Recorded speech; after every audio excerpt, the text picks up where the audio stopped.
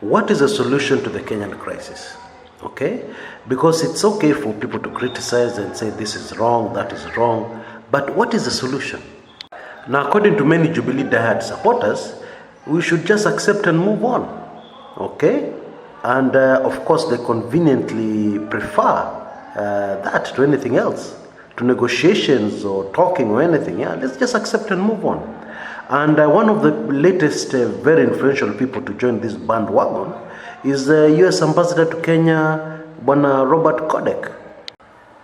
Now, that will not work, and many Kenyans know it will not work. Why? Because it's the same as coming in and taking over somebody's land, yeah, illegally, of course. Yeah, you come in, you bulldoze your way through. Yeah, and you say, now this land belongs to me, this is the title deed. This land legally belongs to me, according to the Constitution. Yeah? And then you tell them, accept and move on. Okay, maybe accepting they have no choice. But they move on where? Where do they go? You have taken away their birthright. Yeah, you have stepped all over their rights. Yeah, they have nowhere else to go. So they move on where? That is precisely the situation. The vast majority of Kenyans who are being told to move on, that is precisely where they are. Now, in my view, there's only one practical solution to the Kenyan crisis. One. And that solution is electoral justice. In Kenya's 54-year history, we have only had one presidential election that was not fiddled with. One. In 54 years. Can you imagine that? That was in 2002 when Moi was leaving power. Okay? Now, in my view, if ever there was a benevolent dictator, then it was Moi.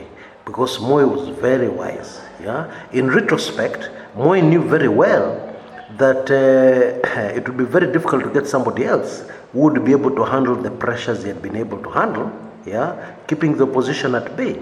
Yeah? And he knew the impact of electoral fraud. He knew that the backlash was not in his best interest as he went into retirement. Yeah, because there was no telling where that backlash would reach, and chances were very high that that backlash would reach him. Yeah, and what the so-called sins he has committed when he was president of Kenya. And so, contrary to expectations, Moi shocked everybody by allowing free and fair elections in 2002. Yeah? Those were very beautiful elections in Kenya. Very beautiful. Yeah? Why do I say that? Because also they were not tribal. There was no tribal animosity. There was no tribal rhetoric. For the simple reason that both major presidential candidates were from the same tribe. Yeah? Both were Kikuyus, Mwai Kibaki and Uhuru Kenyatta. Anyway, for a country that has had only one free and fair presidential election in its entire half a century plus history, yeah, it goes without saying that really, you have to listen to people when they say the time for electoral justice is now. It cannot be tomorrow, it cannot be later, it has to be now. And if it's not now, it must be yesterday. As Tomboya used to say, yeah, tunataka electoral justice sasa. Na kama si sasa, tunataka sasa hivi. Now, what is the way forward? How do we get to that electoral justice?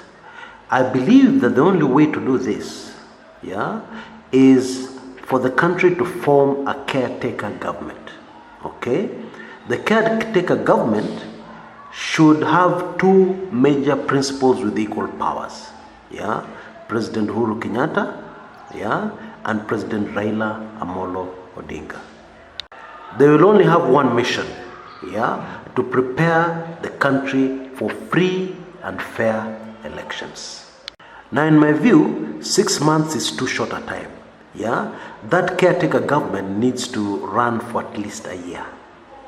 The other thing which in my view is very important is that taking our history into account, and especially our history of electoral bodies, the next Kenyan elections, yeah, after that caretaker government finishes its term, yeah, should not be run by a Kenyan electoral body.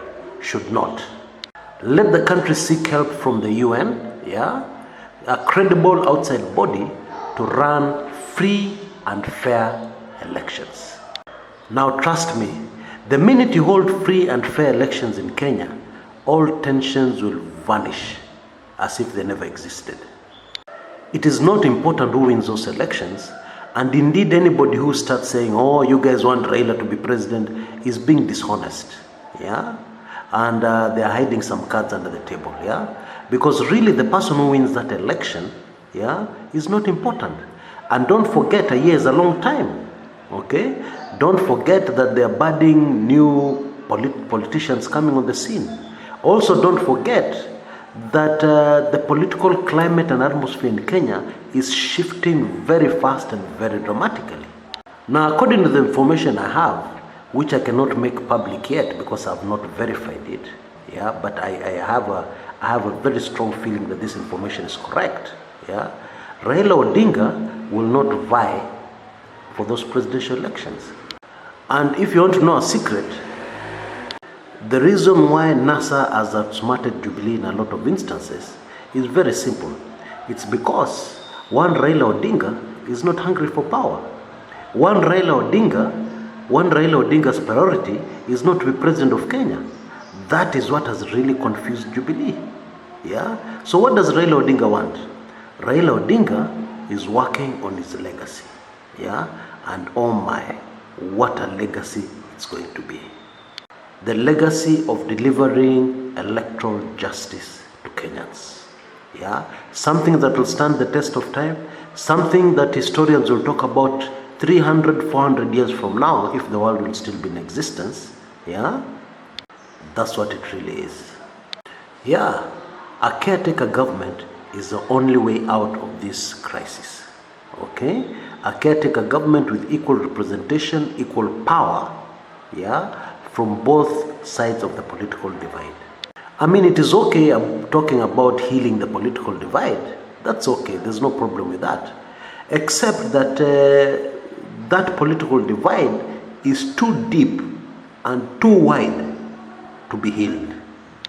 At least not now. Because a lot of people don't realize this. But what is happening in Kenya now is a culmination of decades of injustices, decades of electoral fraud, decades, yeah, of massive fraud against the Kenyan people. Yeah.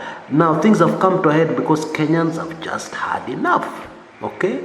So where the country has reached now, yeah, there are some things which are not possible. Yeah, and one of those things which are completely impossible, not possible, yeah, is being able to heal that political divide. It cannot be done. And so our only option, yeah, is a caretaker government. Not a coalition government, a caretaker government, whose main objective, whose main task is to prepare the country for free and fair elections.